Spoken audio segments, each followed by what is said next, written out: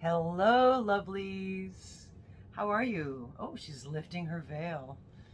The veil is thinning. Actually, is it? Thickening. It's actually thickening. It's thickening. Yeah, that'll be a whole nother video to explain what we're talking about there. But it's not really candles or anything. Skeleton fingers. It's skeleton fingers, and we feel a little left out. I do anyway, because when you look on the YouTube streets nowadays, it's everybody with all their Christmas decorations and Their Yule trees and stockings and all that, and everybody doing all these advent calendar things where they're opening up different teas, and then Paw Ply has all the different skeins of yarn, little hanks of yarn, and all that, and I feel a little left out because I don't put up a tree, and so we don't have any tree decorations. Oh, What? I have a tree. Would you like to see it? Hey, maybe we'll take a trip and go see. I'll go get it. She's going to go get her Christmas tree. We could go, and she's dragging her Christmas tree in here. Oh my gosh.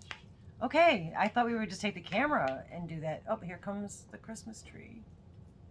Oh my gosh, that's big. It's actually quite small. Oh, so your perception.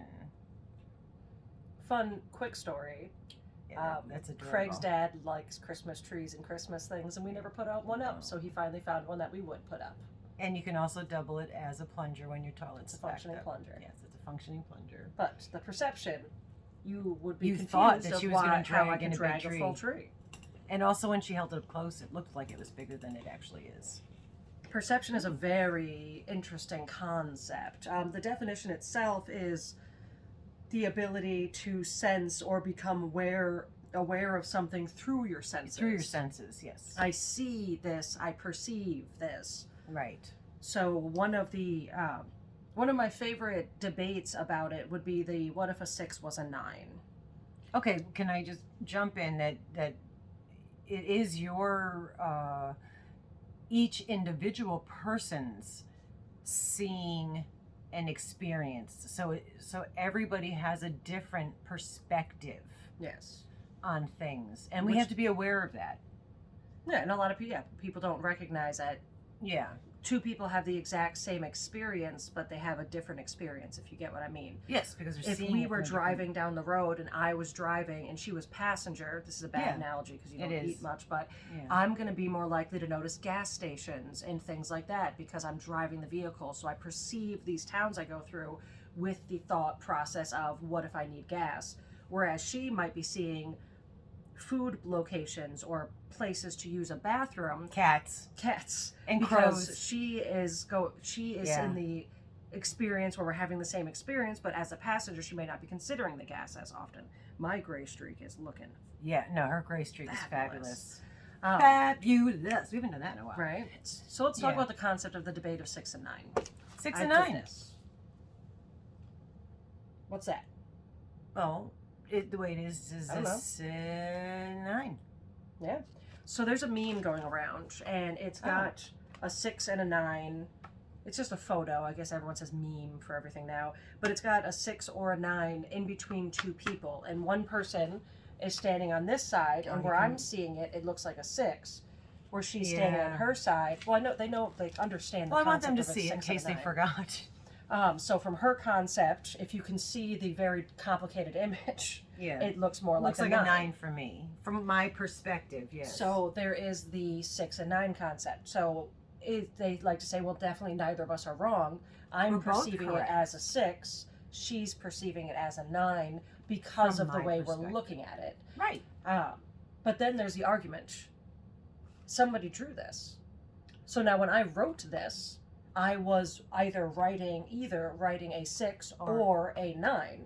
And that would have been a fact. Now, had I done this, hold it closer. now it doesn't matter. If I do this, you're like, oh, it's an upside down 6. No, it's a 9 underneath the ceiling.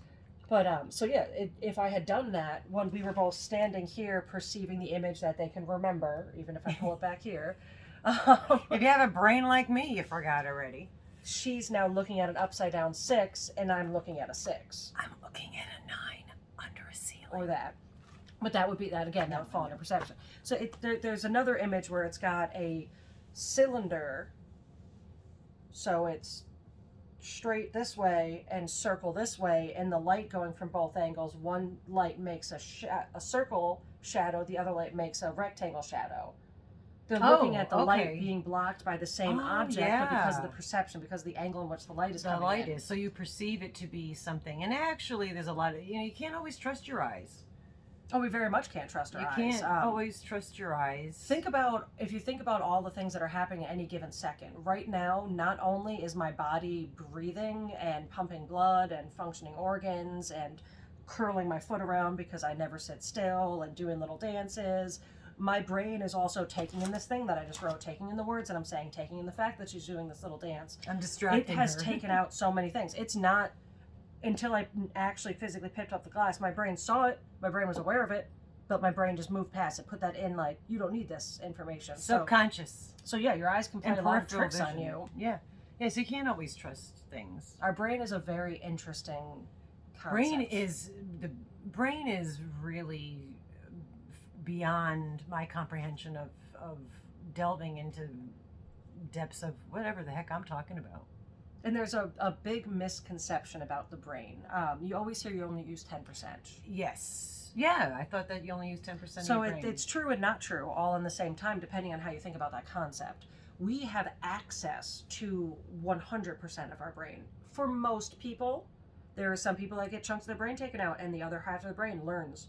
So, I lost a chunk of speak. Then this part of my brain took over the ability to speak. So your brain can constantly change, but in a generalistic sense, you have access to your entire brain. Okay. So right now, I'm not pointing to the correct locations. I'm just doing this as an example. Right now, we're not brainiacs. Yes, I'm explaining something to you. So let's just say I'm using this section of my brain. Right. Maybe it's only 8% or 10% of this section that I'm currently using with my whole brain. But now I'm going to take a sip of water. So now this section of my brain that makes my arms function and my mouth work and my throat work is now active. So maybe the 10% of using your brain concept is not that we only ever use 10% of our entire brain, is more that maybe we just in any given time or moment use about 10%. So here's a good way to describe it that's popping into my head now. Back before you had direct phone lines, you had operators. Now the one operator with the one phone call and the one cord has access to this whole board. Yeah, what was that cord? The board. I forget what that was called. Yeah. I would have looked that up if I thought I was going to say this beforehand. They have access to this whole section, but they plug it into there. Yeah. So they're currently using that. I'm smart sometimes with coming up with ideas. Yeah. And modest. They currently use that one section. Right. When they had the ability to put it anywhere. And then you would connect to. Ooh. And that actually works well together because when your brain fires together, it wires together. So you're connecting. Yeah, brains are a very interesting concept. Yeah. It's one of my favorite things. I talk about David Eagleman all the time. He's my favorite neurologist. Yeah, he's fabulous. And I don't know as much about him as much as you do. I mean, I have he wrote Incognito. Mm-hmm. Yeah, it's a fabulous book. I started reading it. I didn't finish it, so I don't know how fabulous it is at the end. Because I forget. We don't recognize how. Like, there's a movie called Lucy. You were talking in the movie about Lucy. That. It has to do with some like drug or something. It makes your brain work better, and she ends up having an overdose of it. Like, so, long story short, she's now slowly throughout the movie using more and more of her brain at one time. Wow. And as she's going, so like now she's using 50% of her brain all at once. One time. So she's like on the phone with her mom. She's like, I can feel the blood going through my veins. Wow. So the more of it she was able to use, like the crazier her abilities got, which is why we can only use a little bit. Yeah. I'm gonna have to cut off. I'm having a little throat thing, so she's having a throat thing, so we're gonna pause.